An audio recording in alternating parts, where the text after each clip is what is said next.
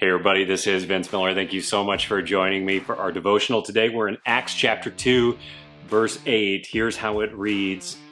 And how is it that we hear, each of us, in his own native language?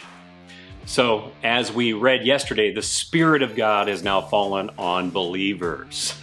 But before you get too distracted by the sound of the wind and the tongues of fire, notice what those present experienced as the Spirit fell.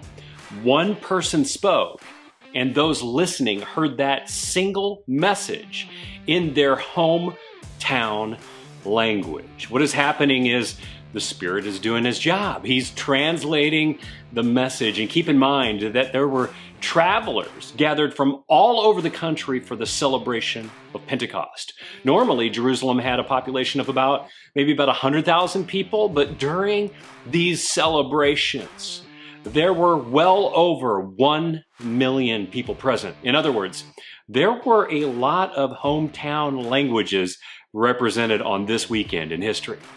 Now, this is a miracle of divine communication and understanding. The Spirit was revealing his splendor and advancing the message of truth. What happened here is something that still happens today.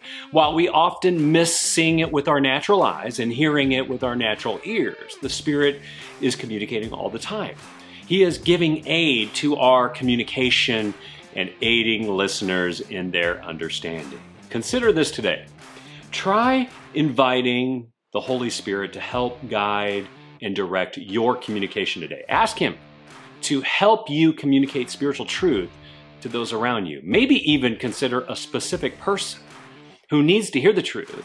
And in your imperfect communication, invite him to communicate the perfect message so that others will hear and respond. The Spirit, he is still translating spiritual truth so that people can hear and respond. And then, once you have, get ready to watch the Spirit move like a great wind and a great fire. Thanks for joining me today. Share this message with someone you know. Hit subscribe below if you have not before, and I'll see you right back here again tomorrow.